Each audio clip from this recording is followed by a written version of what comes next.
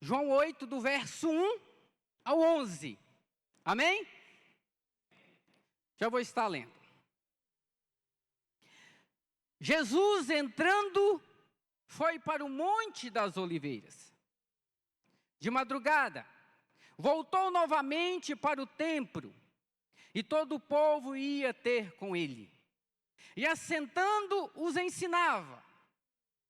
Os escribas e fariseus trouxeram à sua presença uma mulher surpreendida em adultério, e fazendo-a ficar de pé no meio de todos. Disseram-lhe a Jesus: Mestre, esta mulher foi apanhada em flagrante adultério. E na lei nos mandou Moisés que tais mulheres sejam apedrejadas. Tu, pois, o que dizes? Isto diziam eles, tratando para terem de que o acusar. Mas Jesus, inclinando-se, escrevia na terra com o dedo. Como insistissem na pergunta, Jesus se levantou e lhes disse: aquele que dentre vós estiver sem pecado, seja o primeiro que lhes atire pedra.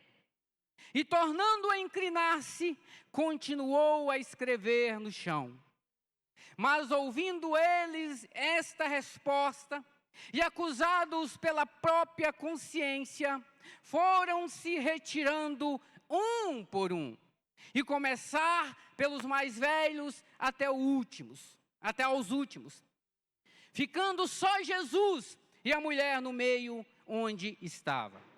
Erguendo-se Jesus, e não vendo ninguém mais além da mulher, perguntou-lhe: mulher, onde estão aqueles teus acusadores? Ninguém te condenou? Respondeu ela: ninguém, Senhor. Então lhe disse Jesus: nem eu tampouco te condeno.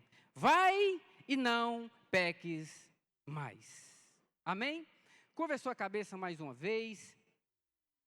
Vamos orar mais uma palavra de oração. Senhor Jesus, esta é a tua palavra, Pai. Ó Deus, eu sei, ó Pai, que sem o teu Espírito Santo, sem o teu toque, sem, meu Deus, ó Pai, a revelação profunda que é a tua palavra, ó Deus, Pai, nós, ó Papai, aqui neste lugar, nesse altar, ó Deus, não conseguiríamos, ó Deus, ao menos dizer uma palavra. Mas o Senhor, ó Pai, é que nos conduz. Ó Deus, nos conduz, ó Pai, de forma que a igreja do Senhor seja edificada, seja abençoada. Ó Deus, seja mesmo, ó Pai, tendo e pegando essa palavra, Pai, como, ó Deus, algo poderoso para na caminhada, Senhor, ser útil para um aprendizado e prática, em nome de Jesus. Amém? Glória a Deus. Peço aí a sua paciência nos próximos 40 minutos. E, querido, o título da nossa mensagem de hoje é um julgamento com um desfecho maravilhoso. Amém? Um julgamento com um desfecho maravilhoso. A pastora falando em alegria aí no início, né? E um desfecho maravilhoso vai remeter a grandes alegrias, né? E falando em julgamento, eu estava pensando até mesmo no livro de Romanos, quando nós abordamos aqui, né, sobre a justificação principalmente, e vai remeter esse termo Florencio, né, a figura de um tribunal, né? Eu pensei, vou trazer essa mensagem nesse sentido, e eu já pensei, a gente falar em tribunal no meio de uma igreja que nós temos aí, cheio de advogados, né? Cheio de acadêmicos do direito, e sem falar nos futuros magistrados que daqui sairão, hein? E além de termos aí pastor Ivanês, pastor Roberto, mais alguns irmãos aí lá no fórum, né? No lugar do juízo da cidade, né? E onde estabelece ali os julgamentos, né? Falei, a gente fica meio tímido, né? Mas queria que essa mensagem viesse a falar com você nesse sentido, Tá certo? Querido, mas aqui eu quero iniciar essa mensagem trazendo ao seu coração que esse episódio nos leva a entender duas situações. Fica aqui comigo. Esse episódio nos leva a entender duas situações. A primeira delas, o tribunal dos homens condena rigorosamente aquela acusada. Querido, no texto em que nós lemos, nós vamos perceber que o tribunal dos homens, querido, ele é cruel, ele é maldoso, ele não tem misericórdia, ele vem de fato para condenar. E esta é a realidade que temos visto nesta passagem. Mas se nós olharmos no decorrer da palavra de Deus, nós vamos perceber, querido, um Herodes no trono e um João Batista na prisão. A Bíblia vai relatar isso. Isso é no tribunal dos homens.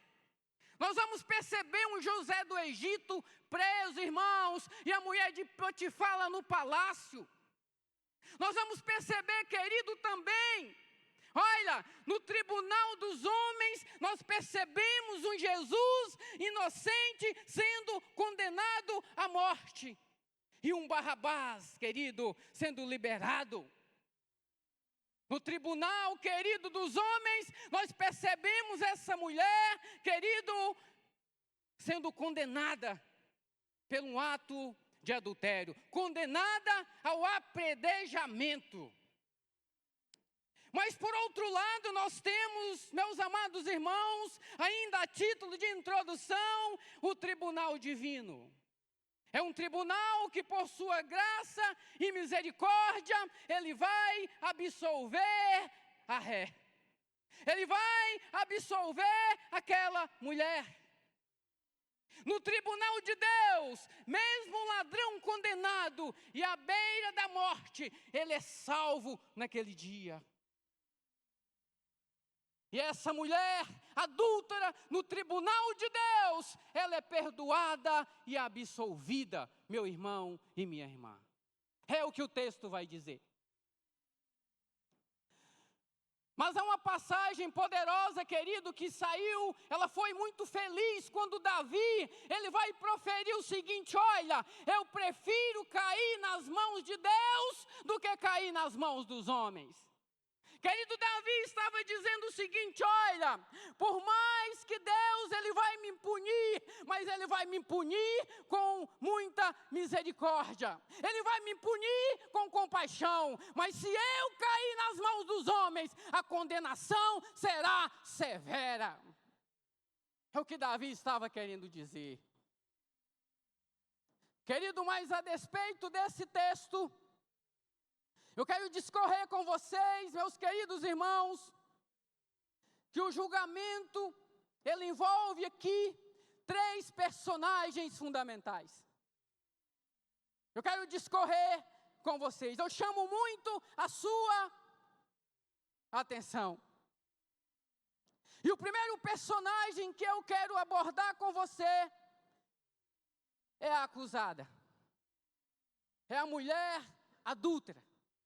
No versículo que nós lemos, do versículo 1 ao 3, vai descrever sobre isso.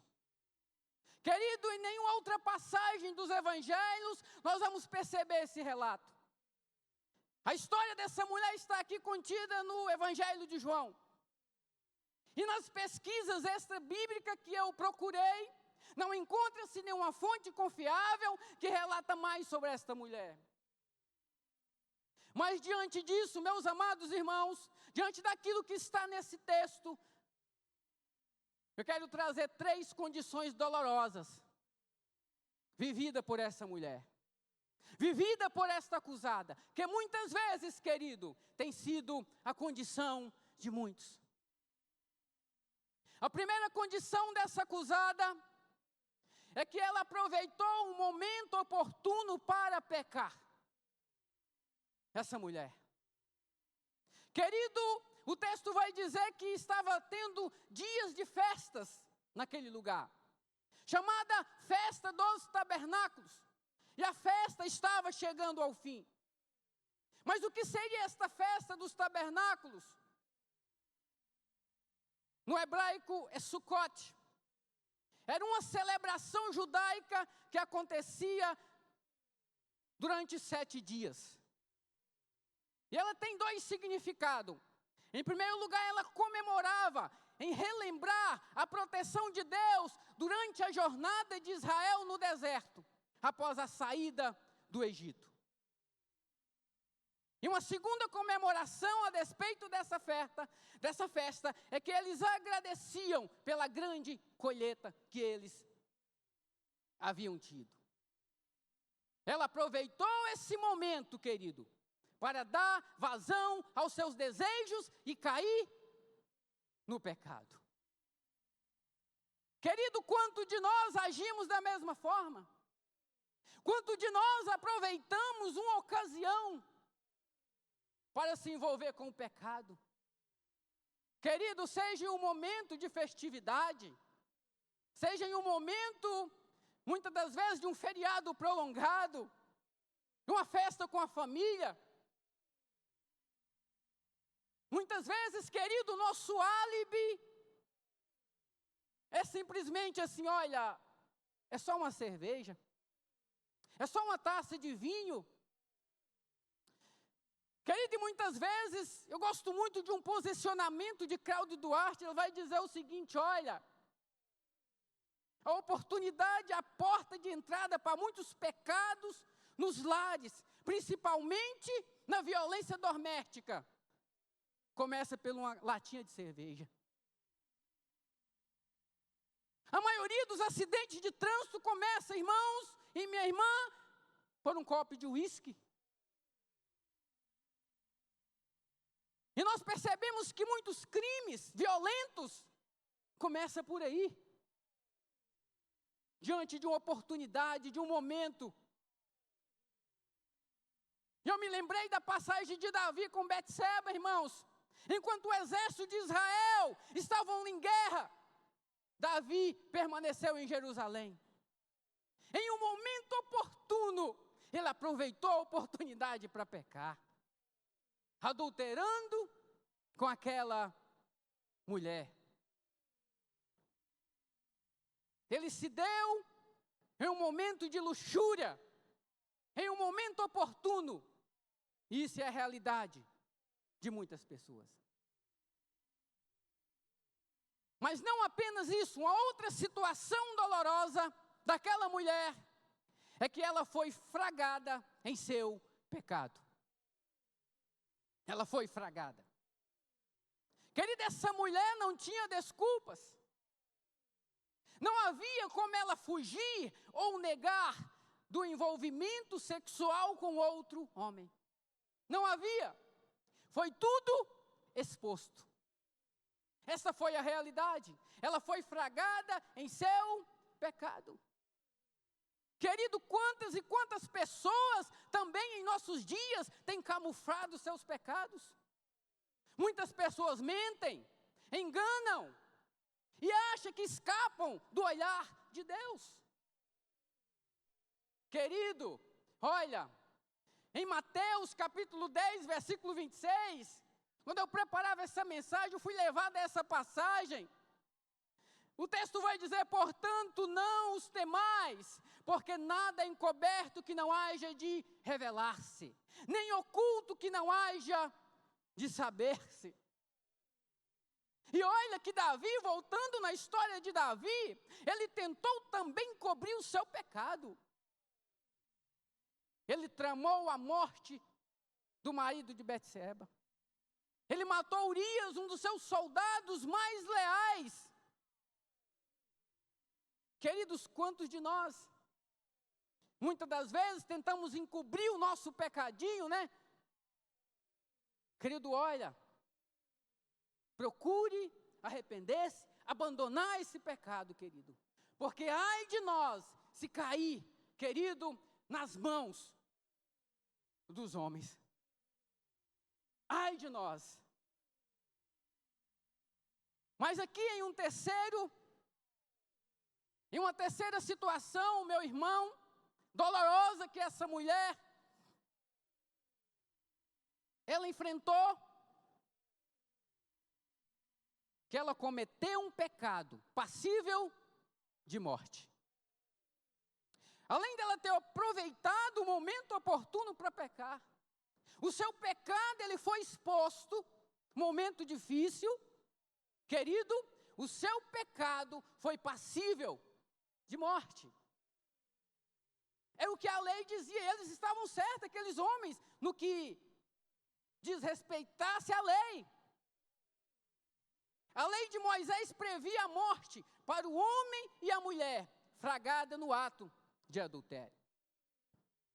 Se um homem cometer adultério, diz lá em Levítico 20:10, a lei que eles estavam trazendo.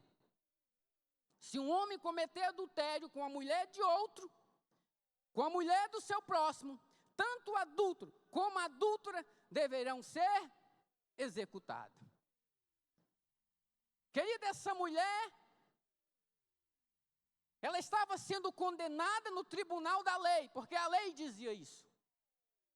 No tribunal religioso, na opinião pública. Olha, e além de estar sendo condenado no tribunal da sua própria consciência. Essa era a situação daquela mulher. Querido, olha, muitas das vezes quando nós olhamos para a situação do outro, eu sei que aqui eles viviam debaixo de uma lei, mas Jesus, ele veio trazer graça para nós, amém? Querido, quando nós olhamos com a situação em de apontar aqueles que erram, de acusar aqueles que erraram, nós precisamos ter cuidado, irmãos. Porque muitas vezes nós estamos até decretando a nossa própria sentença. Quando nós decidimos condenar alguém pelos seus erros. Isso é perigoso. Você sabe por quê? Tem uma passagem que eu amo muito, querido. Essa passagem se encontra em 2 Samuel, acho que é no capítulo 12. Para fechar essa ideia aqui da acusada. Querido, sei que você conhece essa história. O profeta Natã, ele se apresenta diante de Davi. Olha a coragem desse profeta. E ele contou uma história para Davi de 2 homens. Ele diz, olha Davi, vivia nessa cidade 2 homens. Um era muito rico, ele tinha grandes rebanhos, enquanto o outro era muito pobre e só tinha uma ovelhinha. E essa ovelha, ele tinha como uma filha. Então o profeta Natã, ele continua. Olha Davi, um viajante chegou à casa deste homem rico, que tinha muitos rebanhos. Em vez de pegar uma das suas próprias ovelhas para o banquete, Davi, você sabe o que ele fez?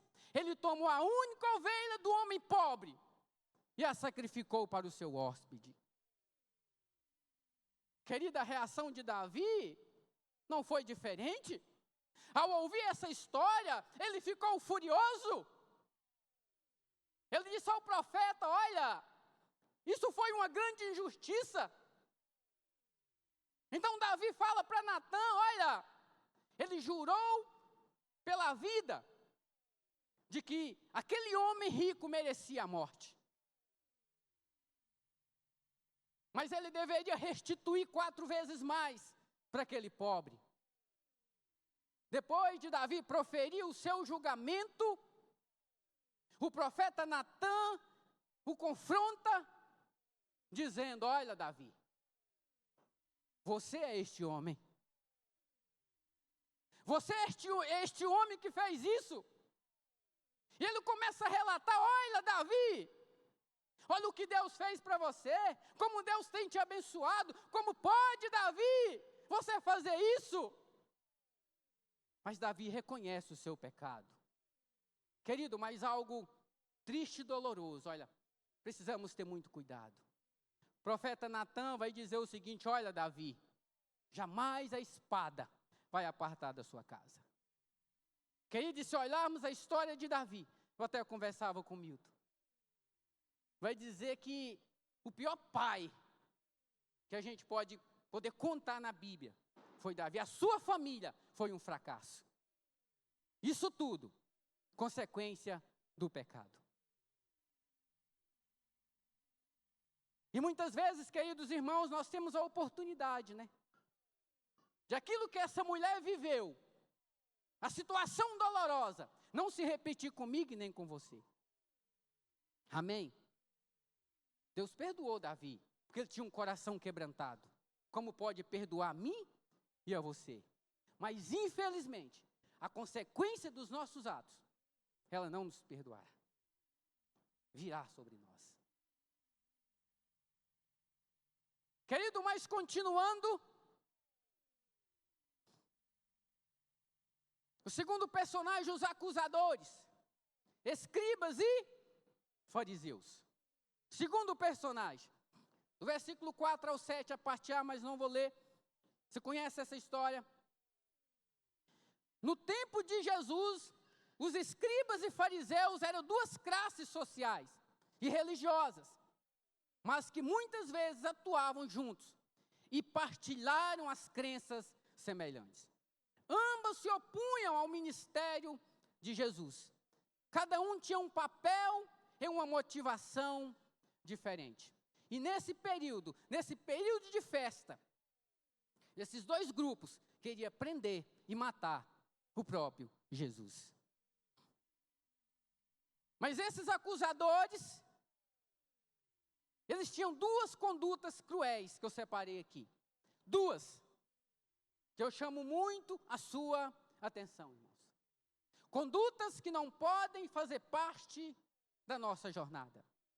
Condutas que não podem acompanhar as nossas vidas, como igreja do Senhor, como obreiros, como servos, como crentes em Jesus, como convertidos. Vamos a essas condutas cruéis desses homens.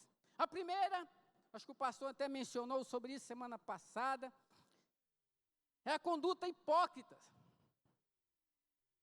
Querido, a palavra vem do grego hipócrites, que significa ator, ou aquele que responde, referindo-se a quem usava máscaras para apresentar personagem de teatro.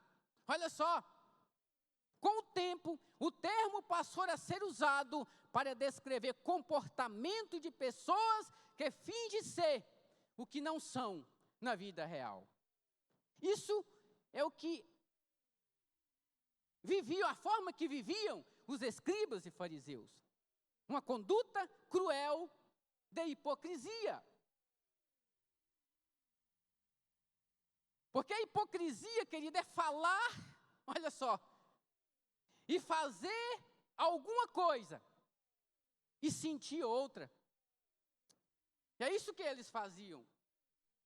E nós podemos perceber aqui que eles professaram um grande zelo e reverência pela lei, mas queriam matar Jesus. Que negócio é esse? Queriam condenar a mulher, matar a mulher. Eles professaram grande preocupação pela moralidade privada e pública. Apresentaram como defensores da família, apresentaram como defensores, querido, de um lar. Eles não estavam errados. Mas só que por trás havia um interesse que não era o que estava sendo apresentado. Eles demonstraram um grande respeito com Cristo, até chamou de mestre, rabi. Mas no coração maquiavam o mal contra Jesus. Isso é hipocrisia, irmãos. Eles professaram estar em grandes dificuldades e ansiosos por luz e ajuda. Levou até Jesus uma causa, irmãos, só para pegar Jesus no contrapé.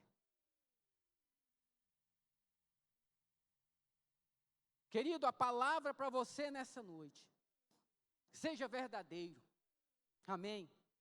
Seja sincero na sua caminhada. Não venha viver como que a sua vida não seja um teatro. Seja verdadeiro na sua postura, no seu comportamento.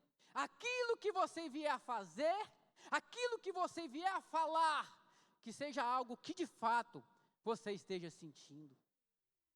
Amém?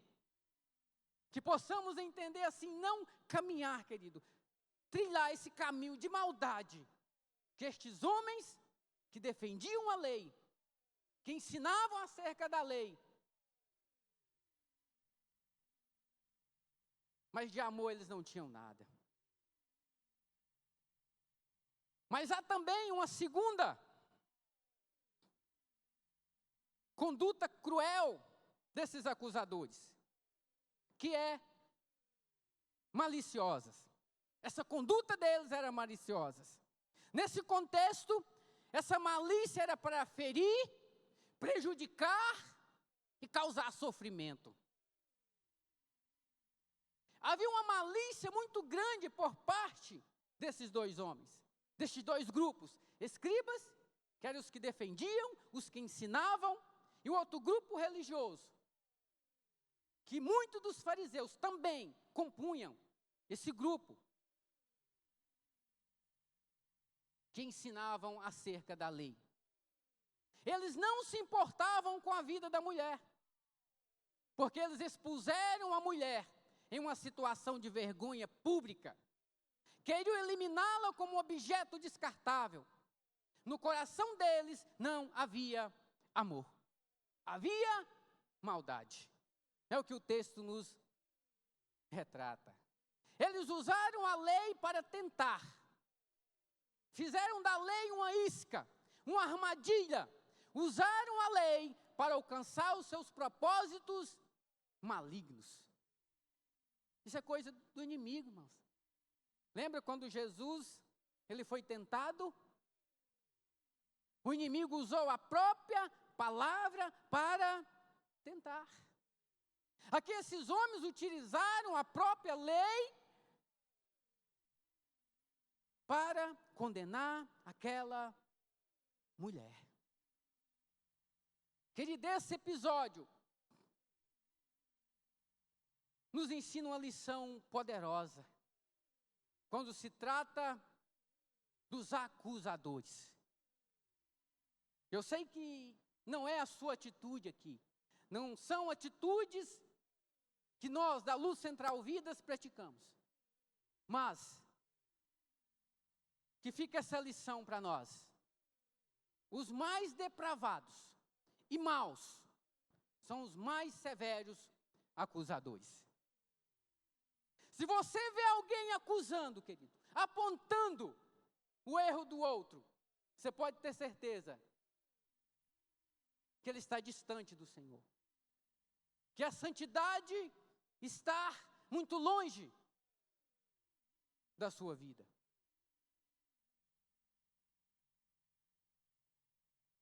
Porque esse episódio nos ensina isso. Eu sei que tratei sobre a situação da acusada. Tratei sobre a situação dos acusadores. Mas em último lugar, o último personagem é o justo juiz, Jesus. Querido, quando nós falamos de Jesus, nós estamos falando de alguém que de fato não tinha pecado. O único daqueles que tinha o direito de lançar a primeira pedra. Mas ele não fez isso.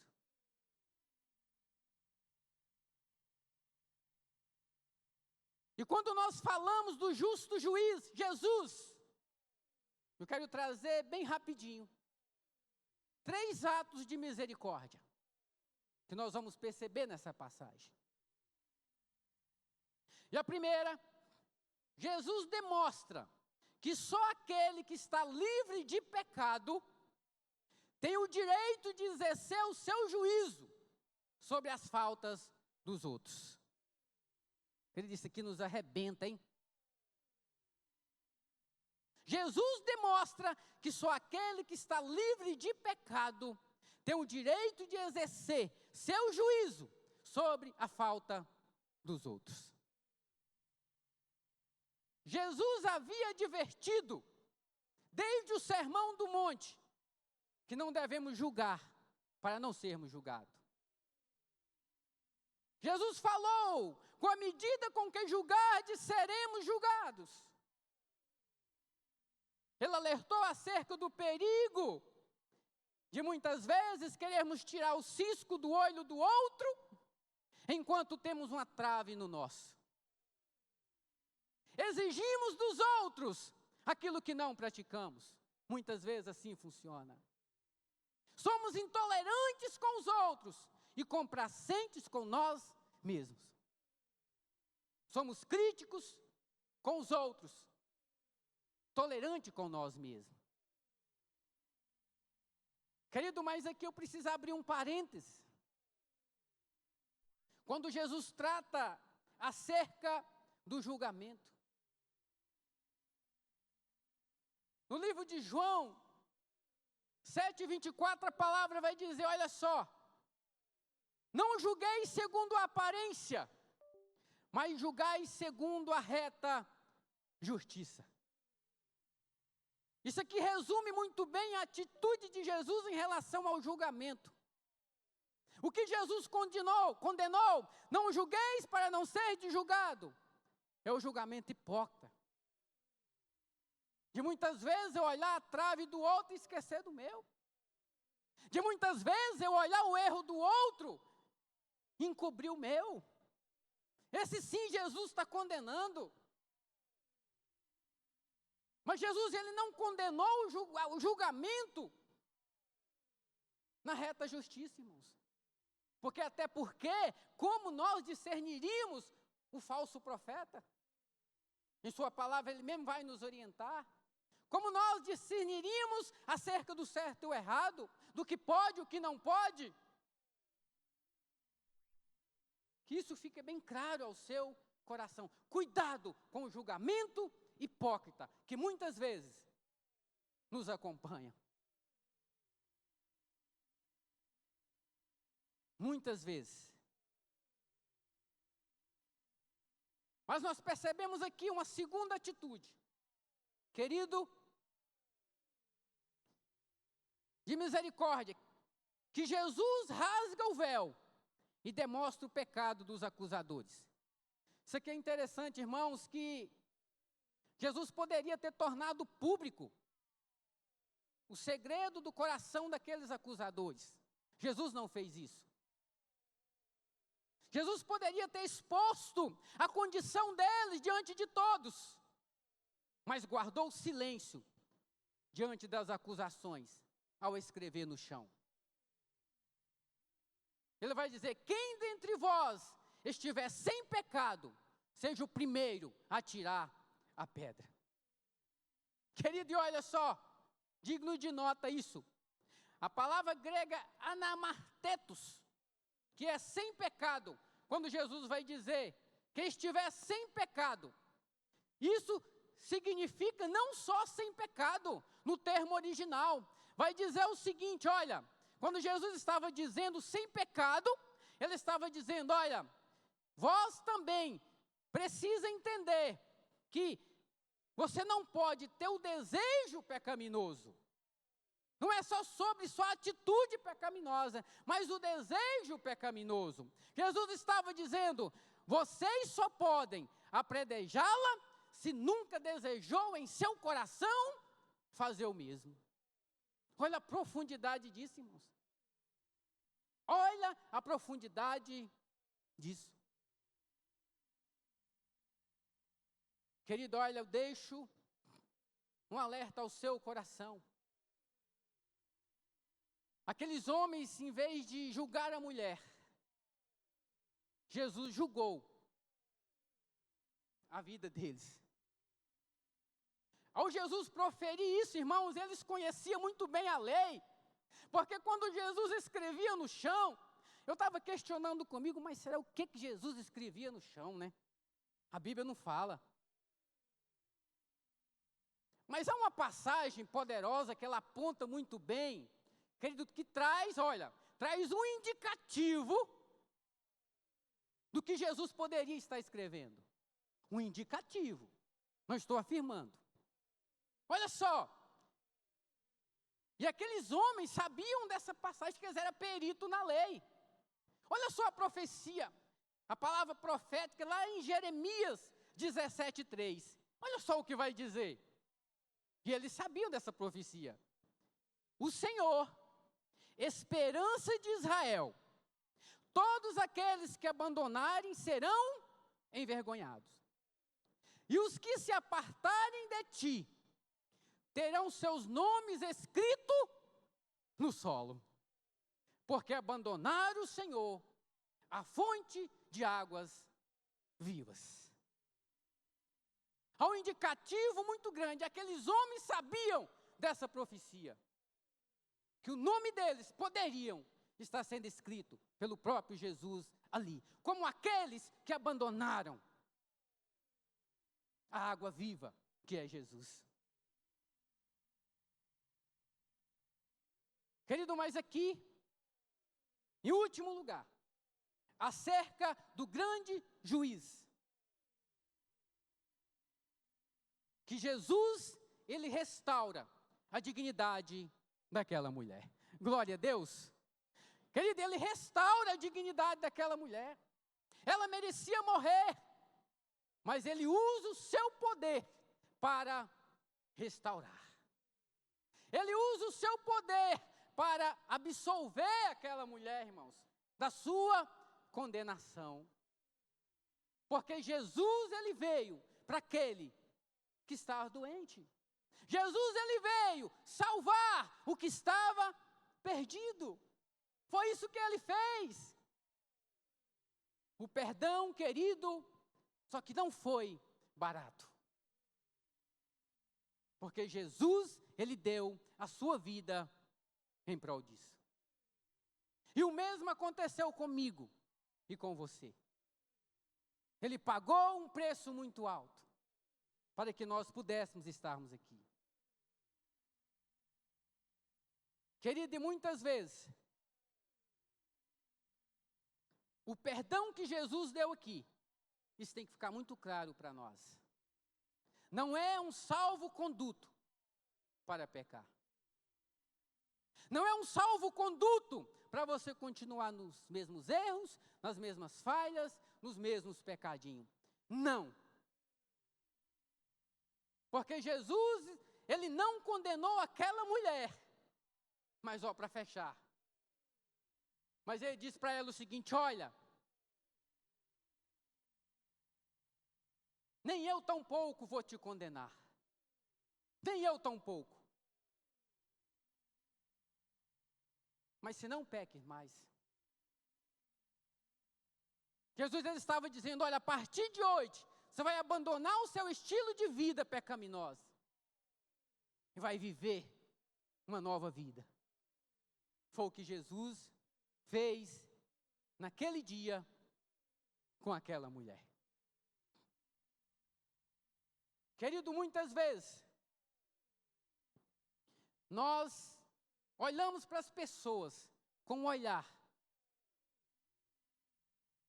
já condenando as pessoas, sem ao menos conhecer a história delas.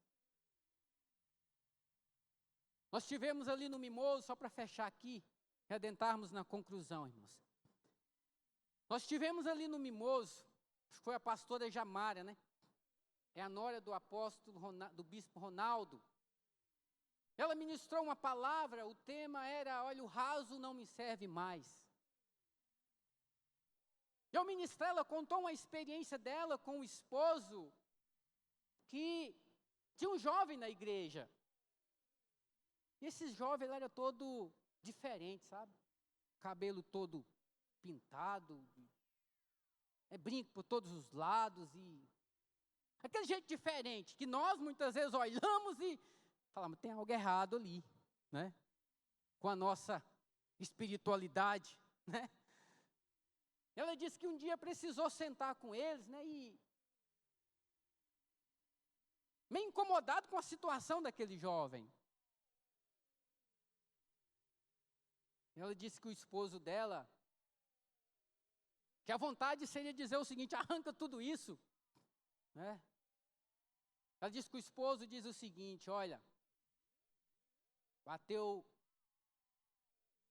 no ombro dele e disse o seguinte, eu quero que a transformação sua, ela seja de dentro para fora, e não de fora para dentro. Eu quero que primeiro aconteça uma transformação de dentro para fora. Querido, aquilo impactou o meu coração, porque muitas vezes nós queremos mudar as pessoas, sem ao menos conhecer a sua história. Conversava até com Tati agora, nós muitas vezes vamos nesses eventos de jovens, e percebemos assim, tão diferente de jovens de todos os estilos, né? Imaginamos, mas como pode, né? Muitas vezes não conhecemos a história. Talvez as jovens ali buscando, querido, transformação, né? Buscando uma conversão verdadeira. Porque quando Jesus chega, quando o verdadeiro tesouro, meus irmãos, ele é encontrado no coração das pessoas, querido, olha, aquilo que é exterior não vai tornando nenhum sentido para elas. Não vai ser preciso nós chegarmos à liderança aqui para um grupo de lésbicas e dizer o seguinte, olha, você precisa deixar seu caminho. Não, porque o próprio Espírito vai ensinar o caminho.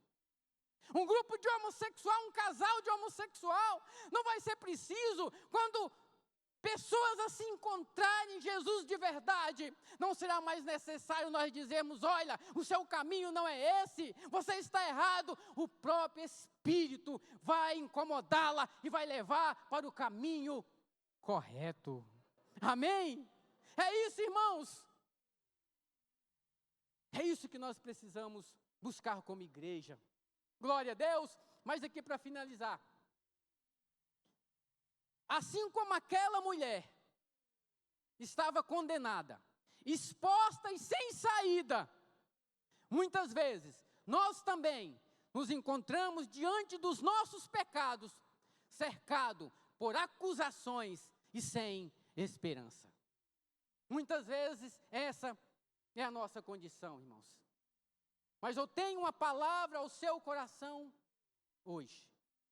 Jesus, o único que teria autoridade para lançar a primeira pedra, decidiu oferecer graça e perdão àquela mulher.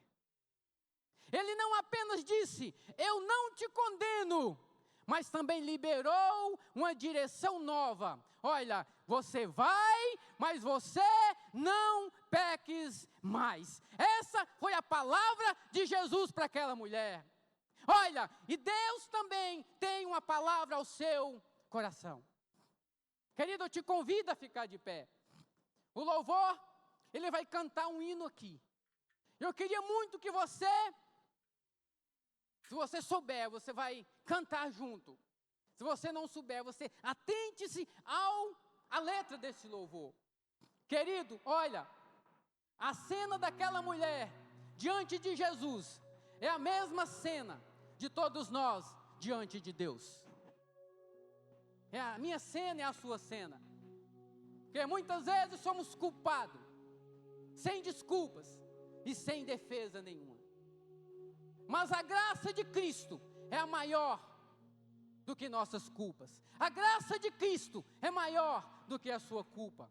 Ele não a condenou, mas lhe ofereceu uma nova chance de vida. E essa nova chance de vida, Ele ofereceu a todos nós, está oferecendo a você nessa noite. Hoje, essa mesma voz de misericórdia, ela ecoa para você. Nem tampouco eu condeno, vai, não peques mais. O perdão de Jesus não apenas apaga o passado, mas Ele abre porta para uma nova vida. Talvez você tenha chegado aqui com um sentimento indigno, sujo ou sem esperança. Mas eu quero te dizer que Jesus está aqui para transformar a sua história. Ele não pergunta o tamanho do seu pecado, não, irmãos. Ele quer oferecer o tamanho do seu amor a cada um de nós. Amém? Ele quer oferecer isso. E nesta noite, querido, você que deseja receber esse perdão e começar uma nova vida com Cristo, entregue o seu coração por inteiro a Jesus. Vem como você está hoje, porque Ele não veio para te condenar, Ele veio para te salvar. Amém? Você vai dizer algo comigo. Eu não vou sair daqui com o peso da culpa. Vou sair daqui com a leveza do perdão, com a certeza de uma nova caminhada ao lado de Jesus. Se você crê, aplaude ao Senhor. Eu me declaro